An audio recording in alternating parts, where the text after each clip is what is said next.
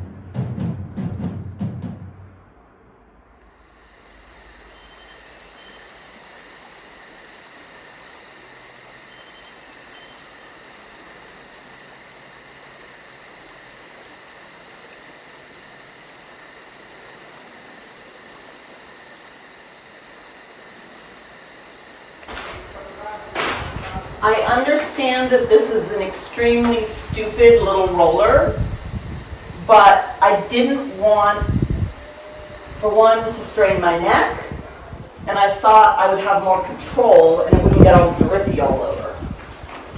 But I may switch to the bigger roller or brush. We'll see.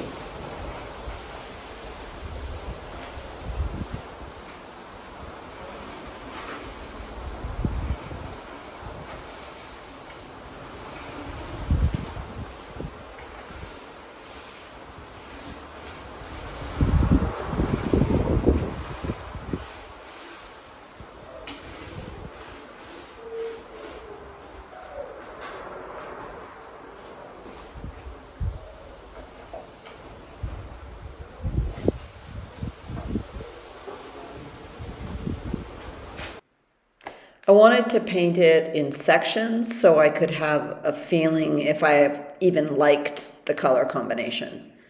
I knew I was going out of my comfort zone with this bright pink and sort of sage green walls.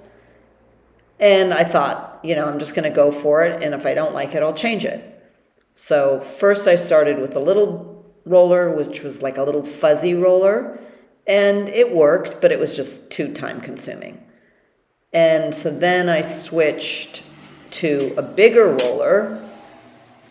And then I was worried that it would show a texture on the wall, but it didn't. So I was good with that.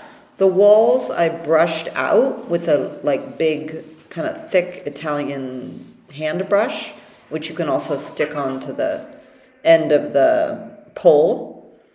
And I went over it twice, letting it dry in between. The finish has no sheen to it at all. It's opaque on both the ceiling and the walls. The fuzzy ceiling brush did have the lint stick onto the ceiling, so I then had to get up on the ladder and take that off. But it took a while because it was so hot, but it really was fun to do, and I'm really quite happy with how it came out.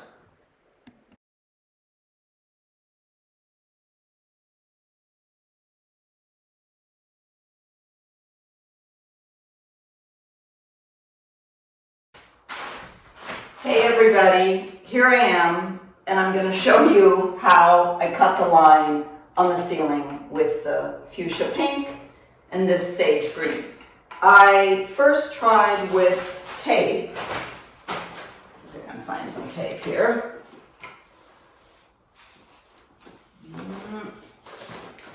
I first tried reversing the tape, so I would do it on the ceiling if I was painting the green, and then I'd have to take it off, let it dry, and do the bottom. Or do one tape and the rest paintbrush. And it didn't really work. It kind of bled through. And when you put tape on top of paint that's been already painted, then it takes it off. Because these are stucco walls, and I'm painting it with breathable paint, not acrylic, it's hydropintura, it's even more lightly on here. So that didn't work. Then I saw on the internet, which I thought, ooh, that could be so cool, where you take your Americano trowel thing, and then you would paint like this. Now, it might work more on an angle, like this, going up and down, but on the ceiling, when I did that, it didn't work at all. It just came out spotty, jagged, bad. So now, what I've resorted to is, I've got a little ice cream top here, just so I don't have to take the whole, in America you have the thing that connects onto the ladder, so you can have your paint can there, but here I've got this ladder, which I inherited with the apartment. But in Italy, it seems to be hard to find a ladder that has, a foot space that isn't just thin, which eventually gives you back problems. So now I have this, and it's about 95 degrees out there, suffocatingly hot, and so I'm just taking days to paint this when it should have been really quick. Okay, so now you're gonna watch me do this just to get an idea.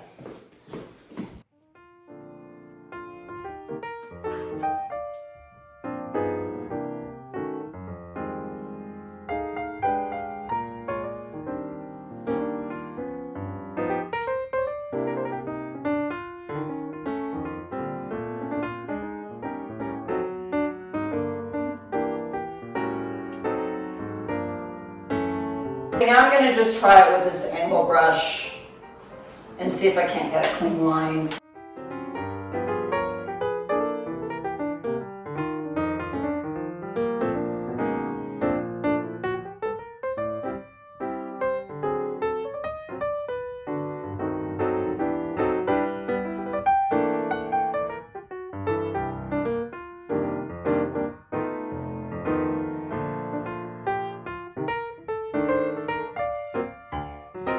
And then of course, if you mess up, you can go back with the pink or whatever color you've chosen.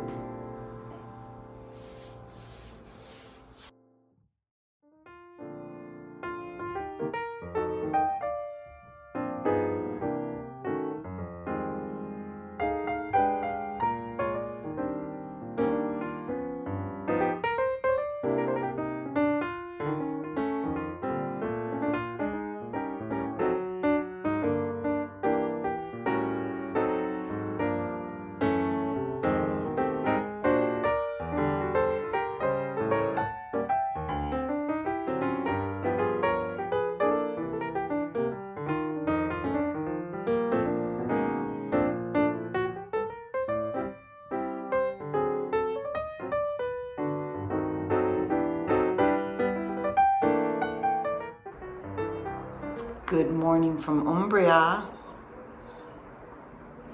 I love this basket that I bought. I think it was about €6.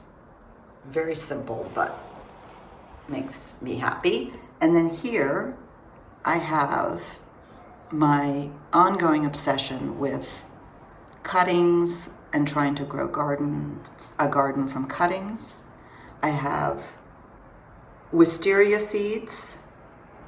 Here, rosemary that actually is already rooting. I got those way up in the mountains in Umbria, off the side of the road.